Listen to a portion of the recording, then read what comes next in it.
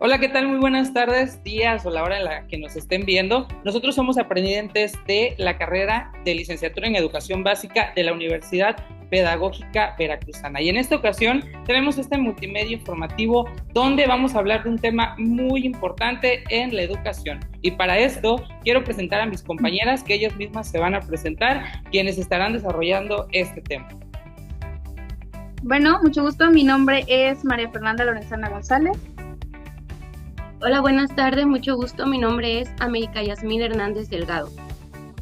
Y bueno, el tema es, hablemos sobre el impacto que causa el contexto familiar en la lucha contra la violencia de género en alumnos de educación primaria. Y para esto, por supuesto que tenemos a una experta invitada quien nos va a estar compartiendo todos sus conocimientos y a quien vamos a presentar.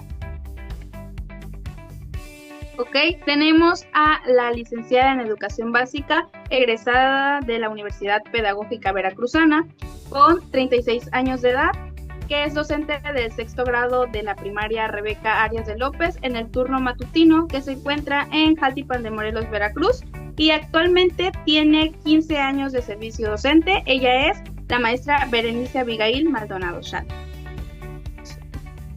Hola chicos, mucho gusto, buenas tardes, es un gusto estar con ustedes platicando, compartiendo desde mi experiencia, lo mucho o lo poco que yo pueda compartir con ustedes sobre la violencia de género, para mí va a ser un verdadero placer. Bienvenida maestra, muchas gracias. Es un gusto estar aquí con ustedes.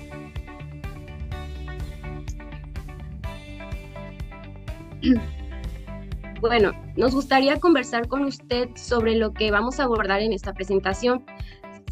Se hablará sobre la violencia de género y su impacto en el entorno escolar. En este multimedia se abordarán puntos claves que nos pueden ayudar a comprender mejor el problema y aplicar estrategias efectivas en el aula. 1. ¿Qué es la violencia de género? Aquí vamos a definir el concepto. En primer lugar, se explica qué es la violencia de género para establecer un marco claro sobre el tema. 2. Importancia de abordar el tema con los niños. Es esencial que los niños comprendan este problema desde una edad temprana para fomentar el respeto y la igualdad. 3.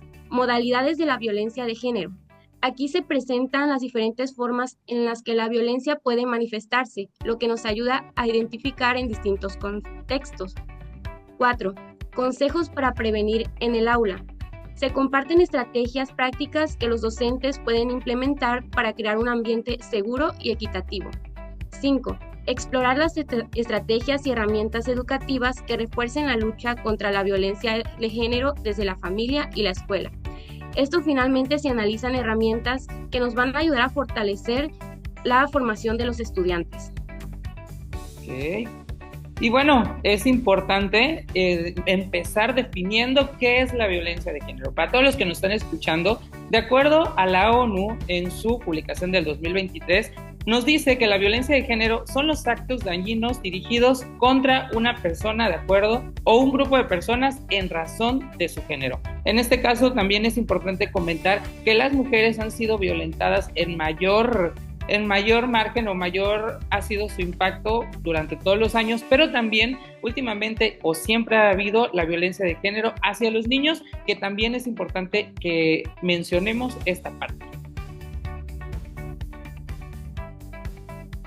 Ok, también es importante el siguiente punto porque nos dice por qué es importante hablar de este tema con nuestros niños. Como tal, este multimedia pues va centrado en lo que es la educación primaria. Entonces, ¿por qué es importante hablar de esto con nuestros niños? Esta inquietud surge de la necesidad de brindar protección a las infancias de nuestra escuela. En la actualidad, pues se presentan cada vez más agresiones por parte de los niños hacia el género femenino. Podemos considerar que el género femenino es el más violentado, pero como lo mencionó el compañero Richard, la violencia de género pues también existe en los niños. Es aquí donde se debe investigar las causas que generan los comportamientos.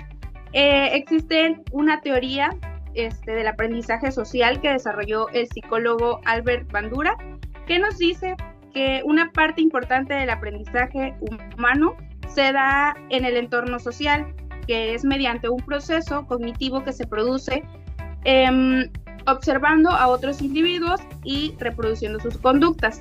Como tal, sabemos que los niños, pues el entorno social en el que se desenvuelven primero es la familia. Entonces, pues es el más importante porque tienden a repetir las conductas que sus papás hacen. Partiendo del comentario que acabas de hacer ahorita sobre el psicólogo, de que el niño aprende de su entorno social, considero importante darnos cuenta que, número uno, en el entorno social sí es cierto, el niño va a aprender inmediatamente a imitar conductas buenas, conductas malas, pero dentro del aula nosotros somos formadores y reguladores de esa conducta. Entonces, cuando están con nosotros y nosotros logramos percibir ese tipo de conductas y a nosotros también impartir nuestras clases, que hoy en día, desde que se incorporó la formación cívica y ética, todo el tiempo estamos sobre los valores, sobre la tolerancia, sobre el respeto, sobre la inclusión, sobre todo ahorita con la nueva escuela mexicana, la inclusión es algo que vemos a diario. Los niños se van dando cuenta de si su entorno inmediato, que en este caso es la familia, es sano o no lo es. Ellos pueden ser reflexivos acerca de ese entorno social. Ellos pueden darse cuenta si sus conductas son adecuadas o no.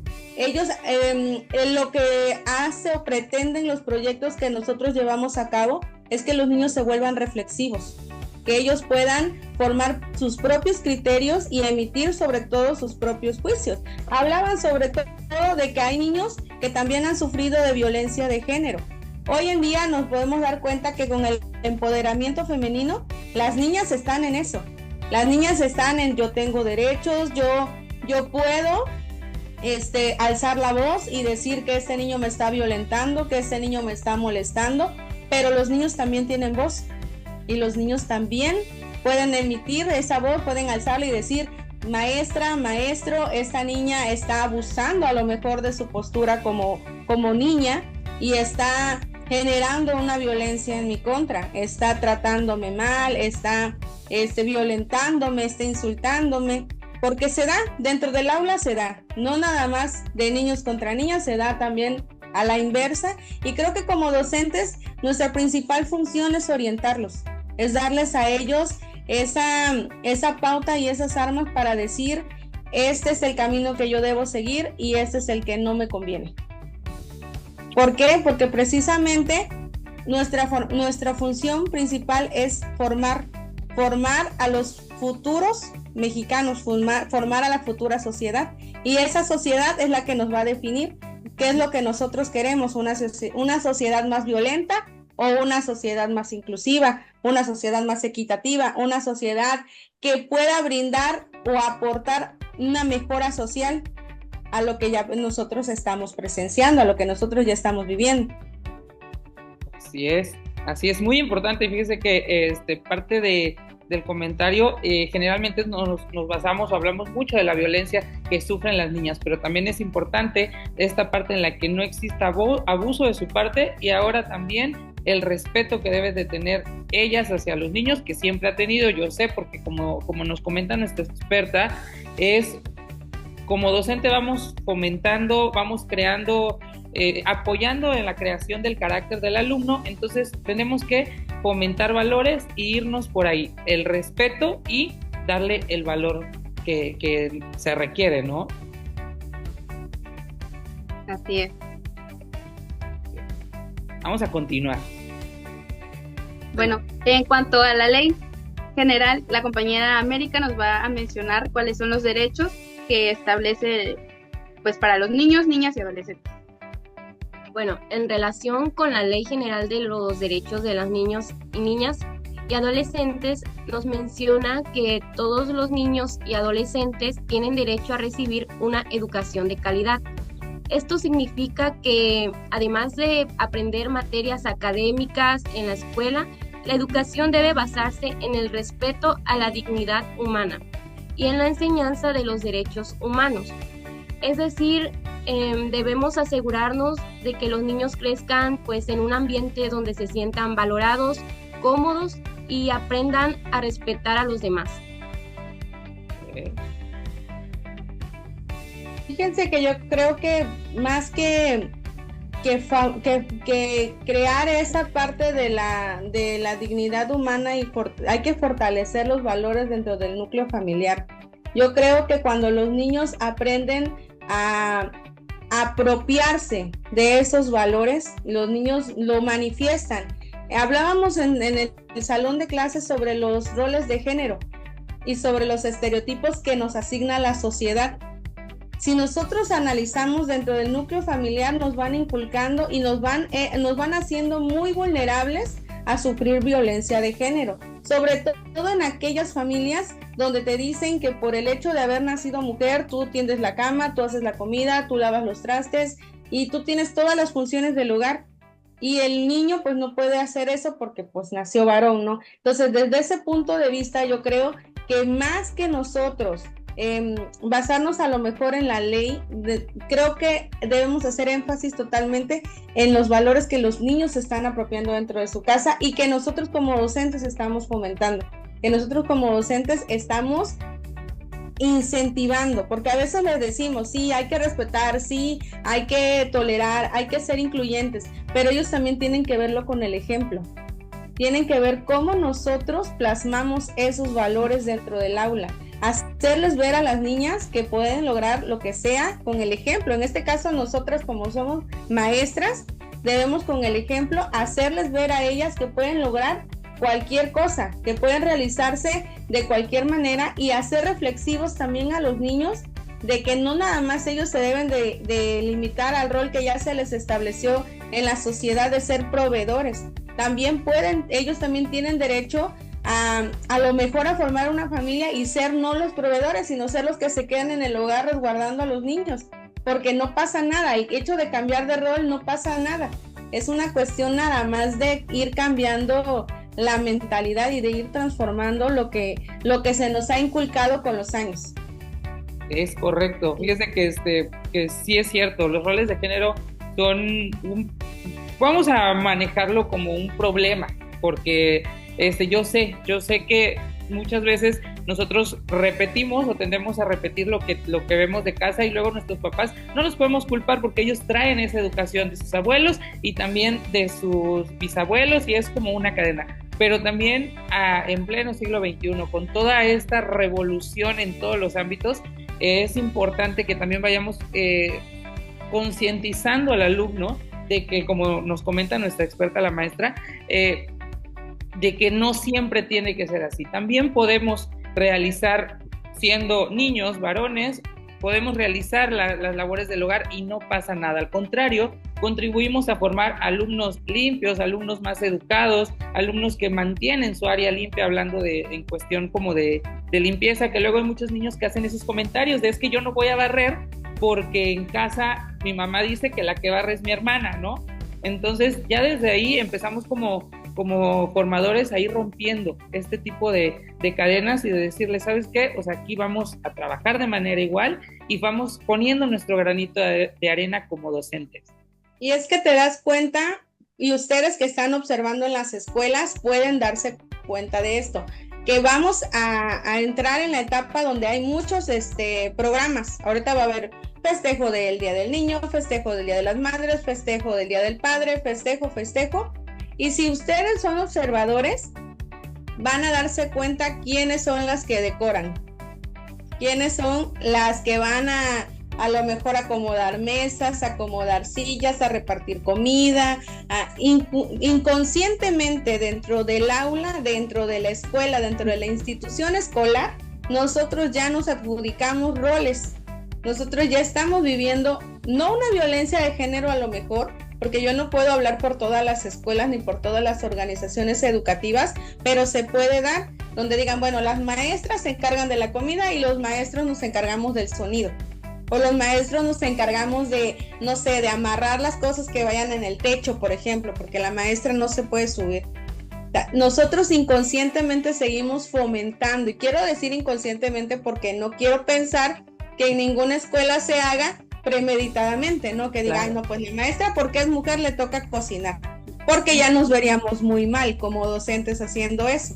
Sin embargo, ya tenemos el chip tan programado que inconscientemente a la hora de repartirnos las tareas o las labores dentro de la escuela, cada quien jala con lo que ya nos han impuesto, con lo que ya somos buenas, ¿no? Decorando, armando, forrando, ¿sí? Y los varones, pues a lo que les toca, ¿no?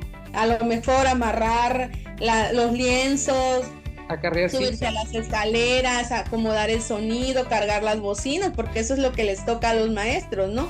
Si nosotras ponemos las mesas, ellos las tienen que recoger. Y es algo que ya está como que predispuesto. Así es, así es. Bueno. Concluyendo con lo que nos dijo la experta, pues yo siento que esto es más importante fomentarlo desde la familia, porque una educación basada pues en la igualdad, donde tanto niños como niñas puedan elegir su camino sin limitaciones impuestas por el género, pues estas creencias influyen mucho y pues es la manera en que los niños ven el mundo. Entonces yo digo que pues es como que se relacionan los demás. Claro, tiene ahí como que complemento la escuela con las acciones de casa, ¿no? Porque claro, en la escuela pues uno fomenta como docente, pero si en casa los niños ven otra cosa totalmente diferente, obviamente los niños también tienen ahí como que el de decidir cómo actuar, ¿no? Claro. O sea, el alumno tiene que ir identificando lo que dicen que tal vez no se debe hacer con lo que, ¿por qué no? O sea, ir rompiendo las cadenas e ir identificando. Y bueno, hablando de esta parte de identificar, o sea, de irnos ya a ver ciertas cosas y ir encapsulando cosas en la violencia de género, avanzando con esta multimedia, tenemos ciertas modalidades que nos van a ayudar a identificar cuando el niño o niña tenga, bueno, aquí vamos a hablar de manera general, cuando el ser humano tenga algún problema de violencia, existen ciertas modalidades que es importante mencionar, continuando con este multimedia. Y bueno, me toca empezar con el punto número 1, que es la violencia familiar. Aquí es donde recaemos a lo que ya estábamos comentando, que nos dice que la violencia familiar es el acto abusivo de poder u omisión intencional dirigido para someter, controlar o agredir de manera física, verbal, psicológica, económica y o sexual a las mujeres dentro o fuera del domicilio familiar. Esto va muy ad hoc con lo que habíamos comentado. El alumno de casa observa. Entonces, desde ahí ya puede haber problemas de violencia de género en su entorno chiquitito, en su entorno más cercano, que es la parte familiar. Claro, y también existe lo que es la violencia laboral y docente. La violencia, aquí hablamos en su diapositiva que se ejerce por personas que tienen un vínculo laboral, docente o análogo con la víctima, independientemente de la relación jerárquica consistente en un acto o una omisión en abuso de poder que daña la autoestima, salud, integridad, libertad y seguridad de la víctima e impide su desarrollo y atenta contra la igualdad. Es justamente de lo que yo les estaba comentando ahorita. No nada más se da a nivel institución escolar. Pues vamos a remontarnos a mis inicios en la labor docente. Era muy raro que en cuestiones del sindicato nuestros líderes sindicales fueran mujeres, eran hombres, y los hombres estaban en el poder a lo mejor de darte un interinato, de darte una plaza, de darte el éxito laboral o quitarte el éxito laboral. ¿Por qué? Porque no era como ahorita ustedes que van a terminar, van a concursar, y si ustedes estudian y le echan muchas ganas, pues les van a dar una plaza. Anteriormente era más bien estar en el sindicato, estar siempre ahí, a lo mejor hacer ahora sí que hacer guardia ahí hasta que tenías la oportunidad de cubrir un interinato, de que te dieran la plaza. Y si nos vamos un poquito más arriba, en los puestos ya más importantes de educación, las mujeres no figurábamos o no figuraban en ese entonces. Ahorita sí, ya tenemos secretarias generales, ya tenemos secretarias de educación, ya tuvimos una a nivel nacional también. Entonces, todo esto de la violencia de género con el tiempo ha disminuido, no la hemos erradicado totalmente. El hostigamiento laboral continúa, es una realidad que desafortunadamente no nada más se da en el medio docente, se da en cualquier ámbito de trabajo.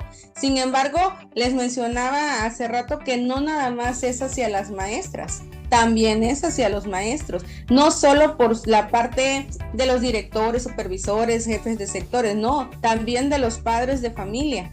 ¿Por qué? Porque en el cuestión de los preescolares, normalmente las mamás quieren con las maestras. Los maestros no son bien vistos dentro del preescolar. ¿Por qué? Porque los niños son más chiquitos y ahí ya el docente está estereotipado. El docente como varón está estereotipado. No, con el maestro no, porque las niñas están chiquitas. Y estamos haciendo un prejuicio de ese docente, estamos juzgando al docente y estamos generando, antes de conocerlo, una falsa identidad hacia él. ¿Por qué? Porque a lo mejor el maestro se está estrenando en el ámbito docente, a lo mejor nunca ha incursionado como maestro y se topa con todos los estereotipos que las mamás ya tienen precargados de años anteriores y no le permiten ejercer su vocación. Hay maestros de preescolar que son muy buenos, demasiado buenos, sin embargo no se les permite ni siquiera a veces incursionar en el ámbito. ¿Sí? Entonces, pues yo creo que desde ese punto de vista no nada más está limitado a cuestiones jerárquicas, está englobado la parte social, los directivos, todos nuestros jefes también están incluidos ahí. Yo creo que ustedes desde su formación docente se dan cuenta de todo a lo que se van a ir enfrentando conforme vayan avanzando. Y todos estos estereotipos, gracias a Dios, han ido disminuyendo, pero no quiere decir que ya los hayamos erradicado. Sí, se va en el camino. Y también está, por otra parte, la violencia de la comunidad, que pues ese no totalmente está erradicado, porque pues, bueno, la definición es que son los actos individuales o colectivos que transgreden en los derechos fundamentales de las mujeres y propician su denigración, la discriminación, la marginación o la exclusión en el ámbito público. Como lo comentaba antes con unos compañeros, la violencia en la comunidad ahorita, por ejemplo, en Jaltipan, cuando se postularon las candidatas a la presidencia, pues hubieron muchos comentarios de que no, es mujer, no va a poder dirigir la presidencia, no va a poder esto, y pues quieran o no, son comentarios que siempre van a estar. Entonces, en ese ámbito, pues aún no se erradica esa violencia.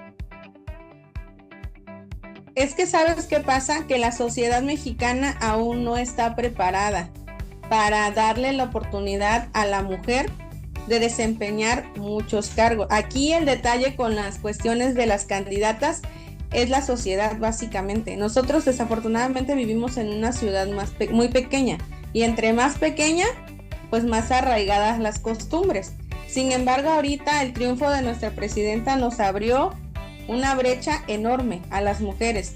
Nos dio la oportunidad de no solo, más bien dicho a las niñas, ¿no? Les dio la oportunidad de no solo soñar con ser maestra, abogada, licenciada, etcétera, sino les dio la oportunidad de soñar con ser presidentas de la República, ¿sí? Y ahorita ya no es algo imposible. Sin embargo, hay muchos hombres, mujeres, inclusive las propias mujeres de edades avanzadas dicen no tiene la capacidad porque es mujer. ¿Cómo nos va a dirigir una mujer? ¿Cómo ella va a dirigir a la nación? O sea, no nos tenemos fe ni nosotras mismas. Entonces, ese es el detalle con la sociedad. No están preparados académicamente, porque si nos damos cuenta, la gran mayoría de la población adulta no tiene una preparación más allá de la prepa. Entonces también la falta de preparación académica permite que ellos tengan estos tipos de estigmas, de estereotipos con respecto a las mujeres, con respecto a su desempeño. Anteriormente, una mujer que estudiaba era mal vista. Una mujer que aprendía a leer no estaba cumpliendo con sus funciones de mujer. Una mujer que lograba tener una carrera universitaria no podía tener un hogar, no podía tener una familia, no podía criar unos buenos hijos, no podía atender bien a su marido. ¿Por qué? Porque son estigmas y estereotipos que la sociedad nos fue imponiendo con el paso del tiempo. Los hemos ido derrotando, con el paso del tiempo los hemos ido quitando. Y yo creo que ahorita ustedes, como estudiantes tienen esa oportunidad de brillar en el ámbito docente, que es el que ustedes eligieron, para llegar a ser directoras, supervisoras, jefas de sector y, ¿por qué no?, secretarios de educación. Bueno. Sí, claro, y por ejemplo, en las observaciones pude notar el cambio en las actividades de las niñas. Por ejemplo, tuvieron una actividad que era describir qué cosas podían ser ellas en cuanto a relaciones, roles de género, y ellas pusieron que querían ser presidentas, cuando anteriormente yo creo que, pues a lo mejor en mi generación, en ningún punto alguien hubiese puesto eso, porque no se veía que una mujer fuera presidenta, y en la actualidad pues sí, las niñas ya conocen que pueden ser realmente presidentas. Bueno, esto igual va de la mano con la violencia institucional, que es cuando ocurre cuando un funcionario público, sin importar el nivel de gobierno en el que trabaje, discrimina. Mayormente esto radica en las mujeres, de que se les dificulta que puedan ejercer sus derechos. Esto puede suceder como, por ejemplo, cuando no se les da el acceso a programas de apoyo, pues se van retrasando los trámites y estos son muy importantes o no se atienden adecuadamente y pues pasan a ser como un caso de violencia. En pocas palabras, pues es cuando una institución no cumple con su deber de proteger y garantizar los derechos de las mujeres, aunque también puede ser viceversa. Okay, y bueno, pues ya llegando a la última modalidad que tenemos acá, yo creo que es la más fuerte y la que pesa más, que es la violencia feminicida, que es la forma extrema de violencia contra las mujeres, producto de la violación de sus derechos humanos en los ámbitos públicos o privados, que conforme a un conjunto de conductas misóginas pueden conllevar a impunidad social o del Estado y pueden culminar en homicidio. Aquí yo creo que ya esto es lo más peligroso de esta violencia y es lo que lleva a la muerte en el ejemplo que nos están comentando, la Comisión Nacional para Prevenir y Erradicar la Violencia contra las Mujeres, publicado en el 2016. Esta es como la más preocupante y es la que llega a finalizar la vida de las mujeres. Vamos a continuar porque la verdad está muy interesante este tema. Agradecemos muchísimo a la maestra que nos está dando muchísima información y nos vamos a ir con esta parte de María Fernanda. Sí, ok, esta es una frase más que nada para concientizar que identificar las modalidades de la violencia contra las mujeres, pues es prevenirla, ya que uno al conocer qué tipos de violencias existen, pues ya puede identificar. A lo mejor pues si somos ignorantes y no conocemos que estamos ejerciendo un tipo de violencia, pues vamos a seguir cometiendo estas acciones, pero pues al conocerlas podemos prevenirlas. Así es, nos vamos dando cuenta. Bueno, y vamos a continuar y esta parte es el clímax de nuestra exposición, porque aquí en la parte de nuestra experta, la maestra, nos va a dar unos consejos para prevenir la violencia de género en el aula. Le cedemos por ahí los micrófonos a la maestra porque nos dará estos puntos que yo sé que sí o sí nos van a servir. Bueno, empezamos. Trabajar en conjunto con las familias para prevenir la violencia de género. Retomando el último punto que ustedes acaban de mencionar sobre ya el feminicidio, yo creo que no es necesario llegar a ese punto como sociedad si tenemos unas bases sólidas, que en este caso sería trabajar con la familia, trabajar los valores, la concientización dentro del núcleo familiar. Les comentaba yo a ustedes que dentro de la escuela tenemos un programa llamado, que lo llamamos, y eso tiene años que está funcionando dentro de la escuela, que es de Escuela para Padres, donde nosotros tenemos el beneficio de contar con el servicio de USAER, y dentro del USAER está el psicólogo. Entonces el psicólogo nos da ciertas pláticas a los docentes y también a los padres de familia. Con ellas nos permite orientar a los niños, sobre todo a nuestros alumnos más grandes, que son los que están en busca de esa identidad, están creando su propia identidad, donde ellos van definiendo y van encontrando su propio camino. Fomentar la inclusión y el respeto a la diversidad sexual. Seguimos sobre eso. Los niños de cuarto, quinto y sexto están en el despertar, entrando a la preadolescencia, dándose cuenta de que son diferentes, de que hay diferencias de formas de pensar, de vestir, de expresarse, ya empiezan a ver a sus compañeros y compañeras de una manera diferente, pero la base de ellos siempre debe de ser el respeto, dirigirse entre ellos con respeto, hablarse, y ahora sí que la convivencia que ellos manifiesten debe ser de total respeto, tanto de hombres para mujeres como de mujeres para hombres. Desterrar los comentarios que perpetúan ideas machistas. Dentro del aula nosotros podemos escuchar muchos comentarios de los niños que pueden tener una raíz de esa índole, pero está también en nosotros, porque somos formadores, porque somos sus orientadores y porque somos los que estamos propiciando en ellos, en causarlos por un buen camino, en decir, ¿sabes qué? Mira, estos comentarios no van dentro del aula, estos comentarios, si tú los escuchas en tu casa o si tú los escuchas en otro lado, no tienes por qué repetirlos aquí dentro, no tienes por qué manifestarlos. ¿Por qué? Porque al hacerle ver que dentro de su comentario hay una falta de respeto a su compañera o a su compañero. Garantizar entornos seguros para los estudiantes. Dentro de la escuela donde yo trabajo hay está muy marcado la seguridad de nuestros alumnos. Está muy cuidada esa parte, sobre todo les decía yo que tenemos intervención muy seguida del psicólogo, porque se da dentro de las escuelas, se dan entre los docentes, se da entre los niños, que hay faltas de respeto que no deben de ser toleradas, que no deben de ser permitidas. Entonces siempre estamos como que muy pendientes de eso. Promover una comunicación y un lenguaje inclusivo y no discriminatorio, no nada más entre los niños, también entre los padres. Cuando nosotros tenemos la oportunidad de hablar con los papás, siempre es invitarlos a la reflexión, siempre hacerles ver que ellos son la base de sus hijos y sus hijos son el reflejo de ellos. Lo que ellos hacen en su casa lo manifiestan en la escuela, y si hay falta de respeto en la casa, si hay violencia dentro de la casa, si en la casa hay comentarios machistas o prejuiciosos o poco inclusivos, porque nos ha tocado, en este caso estamos tocando el punto de la violencia de género, pero dentro de la escuela nosotros tenemos muchos niños de educación especial. Es por eso que el lenguaje inclusivo está muy marcado. El respeto a nuestros niños de educación especial es ahora sí que cero tolerancia a las faltas de respeto, y sobre todo hacer conciencia en los padres que ellos también deben de ser muy empáticos con todos los niños, no nada más con los niños neurotípicos que nosotros tenemos, sino con todos.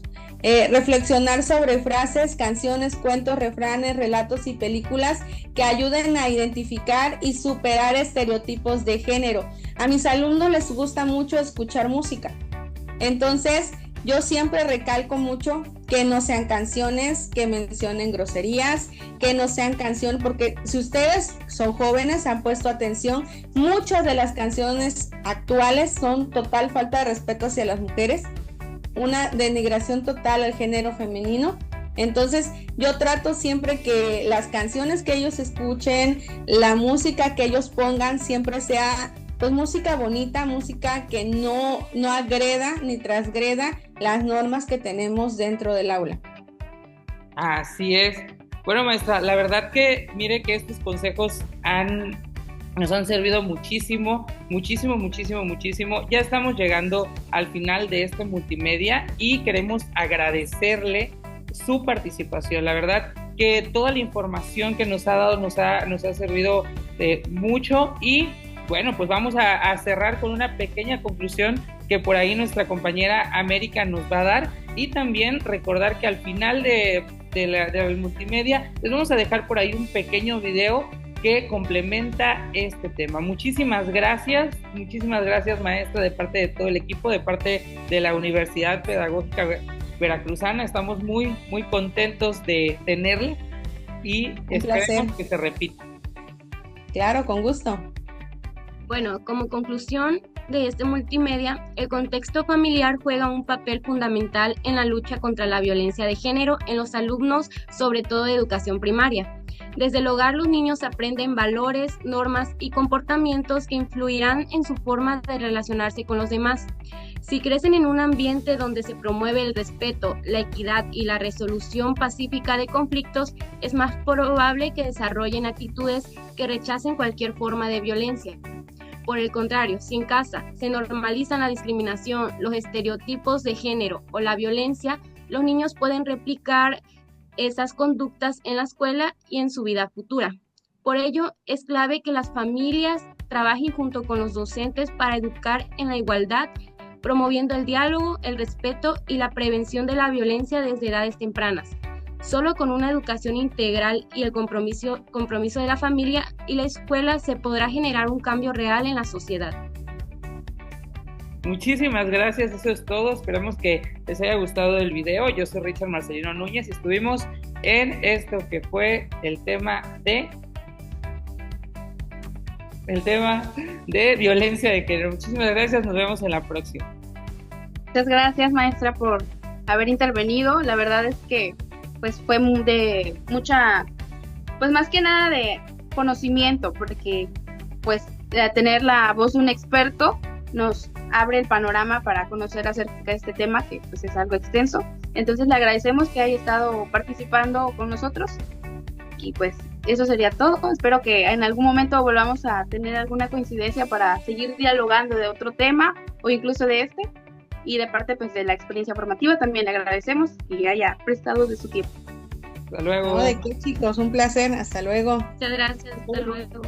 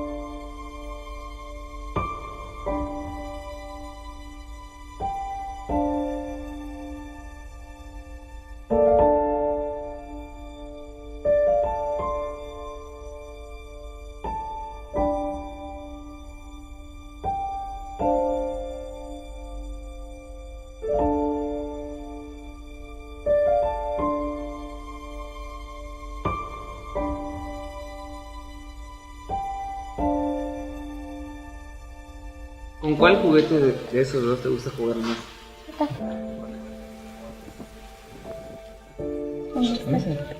¿Y por qué te gusta mejor más? Porque con este le puedo amarrar su pelo y puedo jugar con ella, y con ese no, porque es de niño. ¿Con él? ¿Por qué con él?